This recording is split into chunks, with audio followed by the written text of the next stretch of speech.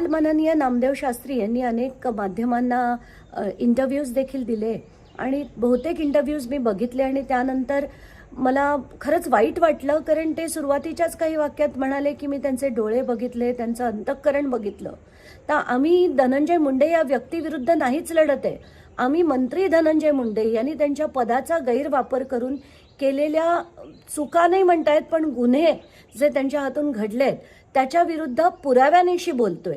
आणि म्हणूनच मी धनंजय देशमुख, जे संतोष देशमुख यांचे भाऊ आहेत, त्यांच्याकडे जी अख्खीच्या अख्खी कॉपी दिली आहे, जी सीजेंना मी पत्र लिहिलं आणि त्याच्यात सगळे जे पुरावे लावले होते ते पूर्ण पुराव्यानिशी त्यांनी तुमच्याकडे भगवानगडावर उद्या यावं, तुम्हाला त्या कॉपीज दाखवाव्या आणि ते पुरावे देखील दाखवावे.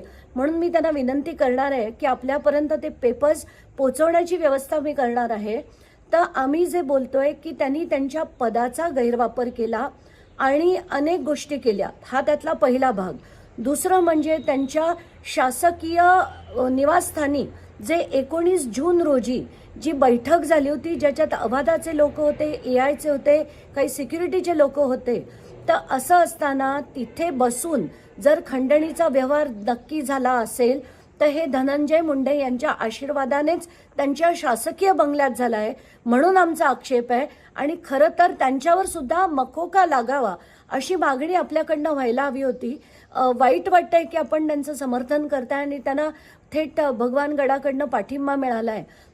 ते स्थान अतिशय पवित्र आहे आणि आम्ही म्हणजे पांडुरंगाचीच मी विनंती करते की त्यांना नैतिकतेच्या आधारे त्यांनी तेवढं तरी जाण व्हावी आणि त्यांनी त्यांचा राजीनामा लवकरात लवकर द्यावा.